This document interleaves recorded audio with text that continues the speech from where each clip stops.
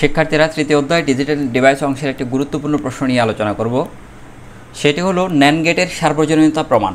তোমরা জানো NAND gate এবং নর গেটকে সার্বজনীন গেট বলা হয়। যে লজিক গেট দ্বারা অন্যান্য সকল গেট বাস্তবায়ন করা যায় তাদেরকে সার্বজনীন গেট বলা হয়, এবং ন্যান্ড গেট এবং নর গেট হলো সার্বজনীন গেট।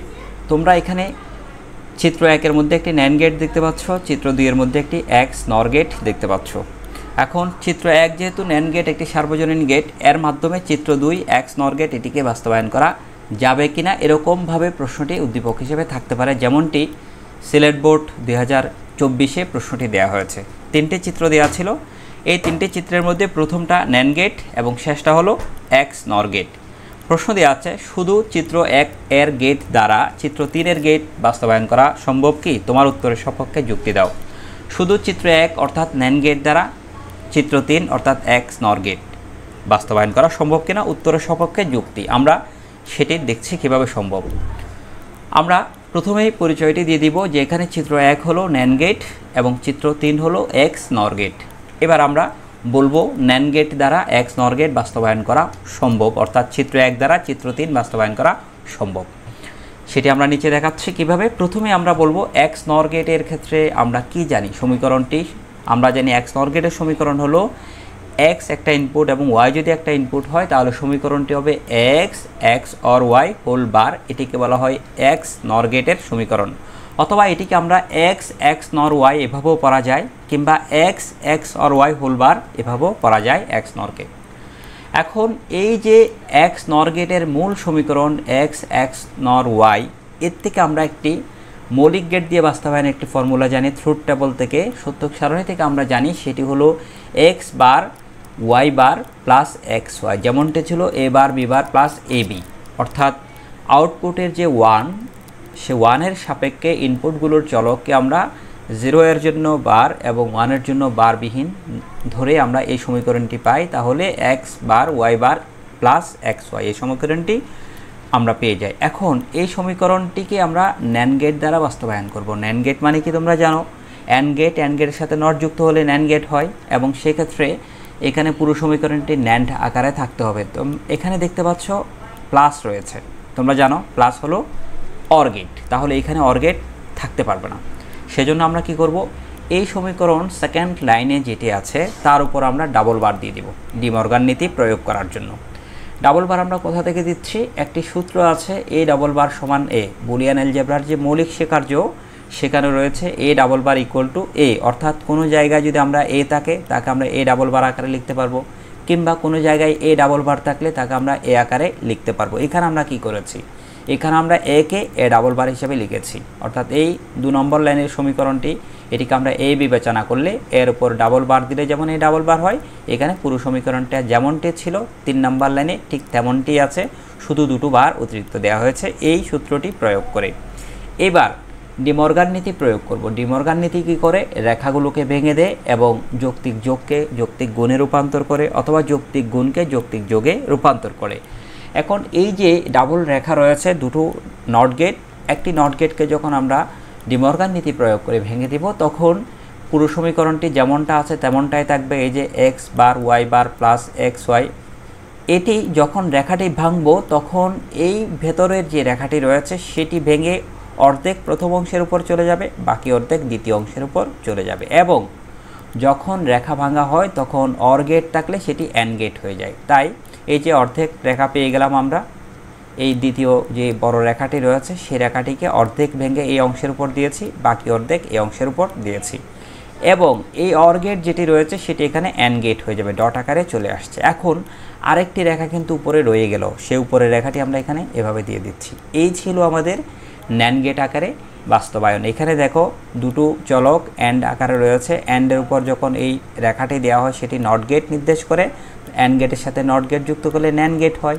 আবার এই দ্বিতীয় অংশ এক্স ইন্টু ওয়াই, এটি একটি অ্যান্ড গেট, অ্যান্ড গেটের উপর এই রেখাটি রয়েছে এটি একটি ন্যান্ড গেট নির্দেশ করে নট গেটের কারণে। আবার প্রথম অংশ পুরোটা, দ্বিতীয় অংশ পুরোটা, এর সাথে একসাথে একটি বার দেওয়া হয়েছে, অর্থাৎ এই অ্যান্ড গেট আবার ন্যান্ড গেট আকার ধারণ করেছে লম্বা রেখাটির মাধ্যমে। এবার আমরা সমীকরণ থেকে লজিক চিত্র আঁকবো। এখানে দেখতেই পাচ্ছ তোমরা কয়টি চলক রয়েছে, দুটো চলক, একটি এক্স একটি ওয়াই। তাহলে আমাদের ইনপুটের জন্য একটি রেখা নিব, সেটি এক্স নির্দেশ করে, আরেকটি আমরা রেখা নিব, সেটি ওয়াই ইনপুট নির্দেশ করে। এই দুটো ইনপুট থেকে দুটো রেখা আমরা তৈরি করেছি। এখন আমরা একটু সরল করে আঁকার চেষ্টা করব, সহজ করে। সেজন্য আমরা প্রথমে X into Y whole bar এই ন্যান্ড গেটটিকে আঁকবো।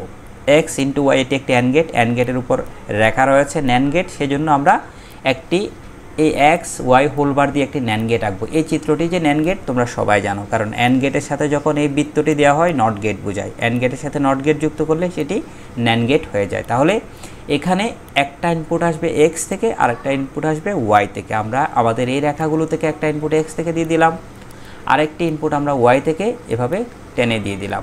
হয়ে গেল একটি ন্যান্ড গেট, এবং সেটি হলো X into Y whole bar এই ন্যান্ড গেটটি। এখন প্রথম অংশে ইন্ডিভিজুয়ালি এক্সের উপর একটি বার রয়েছে, ওয়াইয়ের উপর একটি বার রয়েছে, অর্থাৎ এক্স দিয়ে একটি একক ইনপুট বিশিষ্ট ন্যান্ড গেট তৈরি করতে হবে, ওয়াই দিয়েও একটি একক ইনপুট বিশিষ্ট ন্যান্ড গেট তৈরি করতে হবে। সেটি কীরকম? এই যে এক্স বার এখন তৈরি করব, প্রথমে এক্স বার ভেতরের একদম ভেতরের যে এক্স বার রয়েছে সেটিকে তৈরি করব। এইরকম যে ন্যান্ড গেট, এটিকে একক ইনপুট বিশিষ্ট ন্যান্ড গেট বলা হয়। কেন? কারণ এখানে ইনপুট অ্যান্ড গেট মানে হলো কমপক্ষে দুটো চলক, দুটি ইনপুট থাকবে। এই প্রথম ইনপুটটিও যদি এক্স হয় এবং সেই এক্স থেকে যদি আমরা এখানে আবার এক্স নিয়ে আসি, তাহলে দুটো ইনপুটই এক্স হওয়ার কারণে ফাইনালি যে এক্স বার পেয়েছি সেটি দ্বারা একটি একক ইনপুট বিশিষ্ট ন্যান্ড গেট বোঝাচ্ছে। কারণ দুটো ইনপুটই যেহেতু একক, তাই একে ইউনিট ইনপুট ন্যান্ড গেট বা একক ইনপুট বিশিষ্ট ন্যান্ড গেট বলা হয়, এবং সেই মানটি হলো এক্স বার। আবার আলাদা করে ওয়াই বার রয়েছে, তাহলে ওয়াই বার দিয়েও একটি একক ইনপুট বিশিষ্ট ন্যান্ড গেট আমরা তৈরি করছি। এখন তৈরি করব ওয়াই বার। একই রকম এই এক্স বারের মতো একটি ওয়াই বার, সেটি ওয়াই থেকে ইনপুট আসবে, এই ইনপুটটিও ওয়াই, এই ইনপুটটিও ওয়াই, দুটো ইনপুট মিলে একটি অ্যান্ড গেট, এবং সেই অ্যান্ড গেটের মাথায় একটি বৃত্ত নট গেট বোঝায়, তাহলে এটি একটি ন্যান্ড গেট। এক্স বার এবং ওয়াই বার, দেখো তোমরা এক্স বার এবং ওয়াই বার আবার ইনটু আকারে রয়েছে, অর্থাৎ গুণ আকারে রয়েছে, তাহলে এটি একটি অ্যান্ড গেট বোঝাবে। আমরা সেই অ্যান্ড গেট এঁকে নিলাম, এই অ্যান্ড গেটটি ধরো সেটি, এবং এই পুরো অংশের উপর আবার বার দেওয়া আছে, এক্স বার ওয়াই বার, আবার ভেতরে একটা হোল রেখা রয়েছে অর্থাৎ হোল বার রয়েছে, সেটি একটি নট গেট, এবং এই রেখাটি দ্বারা যে নট গেট বোঝায় সেটি হলো এই বৃত্তটি নট গেট।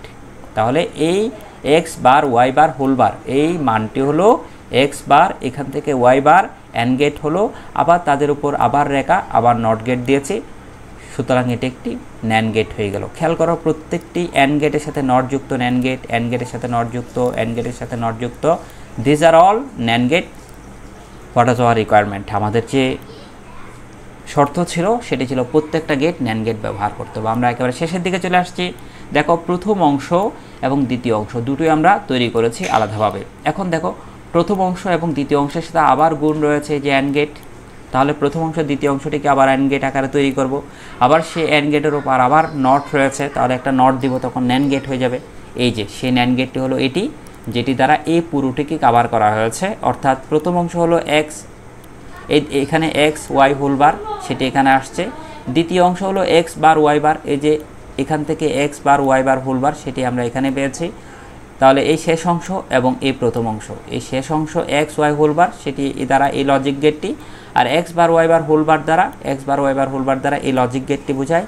দুটো অংশ গুণ আকারে আছে তাই অ্যান্ড গেট হয়েছে। আবার পুরোটার উপর একসাথে রেখা রয়েছে, সেটি আরেকটি নট গেট, এবং সেই নট গেটটি হলো এই যে বৃত্তটি, সেই নট গেটটি। পুরো সমীকরণটিকে আমরা এভাবে লিখে দেব, প্রথম অংশ x bar Y bar whole বার, দ্বিতীয় অংশ এক্স ওয়াই হোল বার।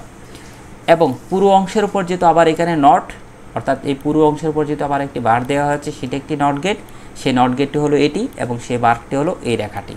এভাবে আমরা এক্স নর গেটকে নর গেট দ্বারা ন্যান্ড গেট দ্বারা বাস্তবায়ন করেছি। এই ছিল আমাদের ন্যান্ড গেট দ্বারা এক্স নর গেটকে বাস্তবায়ন। এই যে ন্যান্ড গেট এবং নর গেট দ্বারা বাস্তবায়ন, সার্বজনীন গেট দ্বারা অন্যান্য গেটকে বাস্তবায়ন, সেটি বিভিন্ন বোর্ডে বিভিন্নভাবে প্রশ্নগুলো আসছে। তোমাদের এই প্রশ্নগুলো ভালোভাবে চর্চা করতে হবে, তাহলে তোমরা পরীক্ষায় এরকম যে সমস্যা সেগুলো সমাধান করতে পারবে। ধন্যবাদ সবাইকে।